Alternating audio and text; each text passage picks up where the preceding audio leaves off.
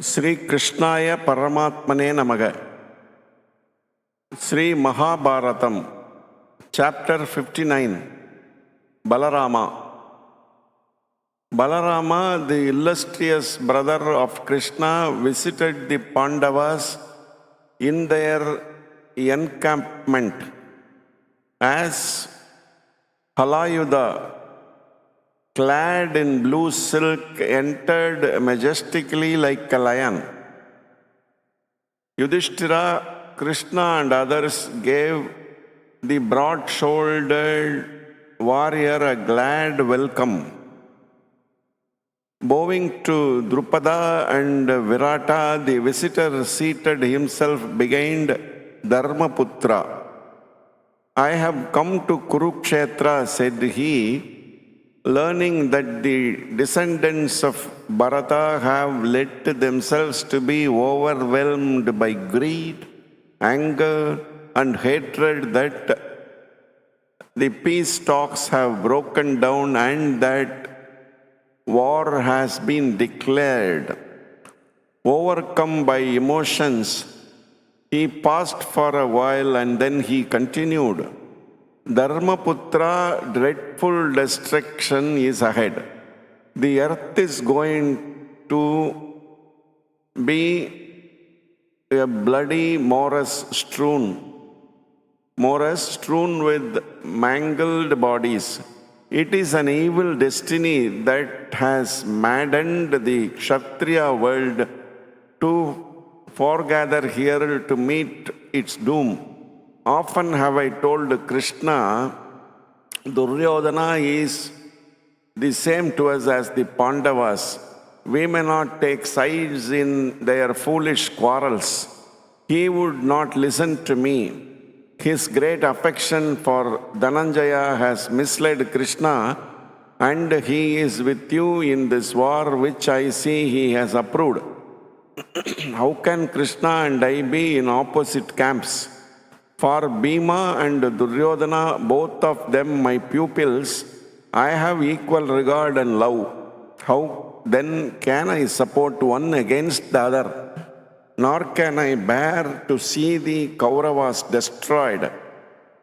I will therefore have nothing to do with this war, this conflagration that will consume everything.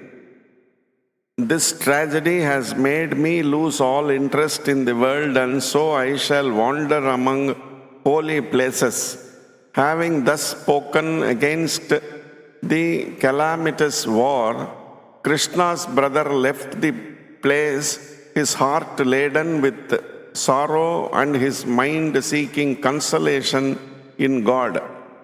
This episode of Balarama's keeping out of the Mahabharata war is illustrative of the perplexing situations in which good and honest men often find themselves, compelled to choose between two equally justifiable but contrary courses of action.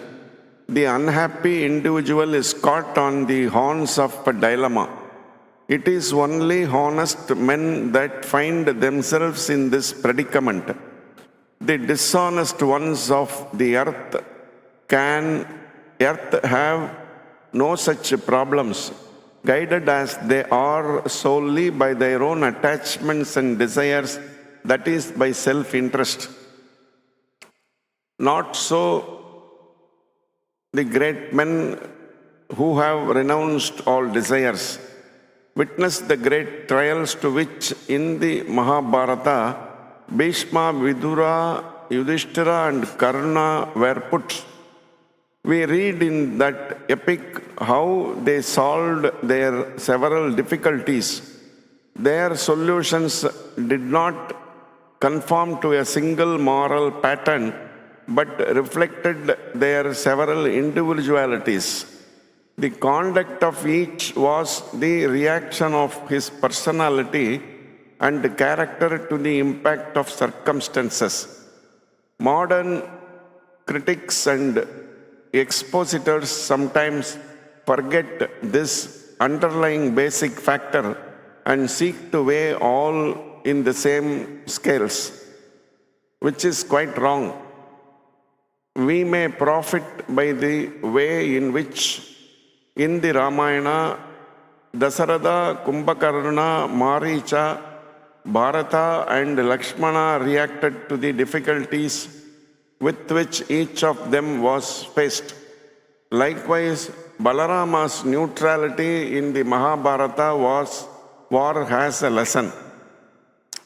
Only two princes kept out of the war. One was Balarama and the other was Rukma, the ruler of Bojakata. The story of Rukma, whose younger sister Rukmini married Krishna, is told in the next chapter. This completes chapter 59 of Mahabharata. Om Namo Bhagavate Vasudevaya. Om Shanti Shanti Shanti.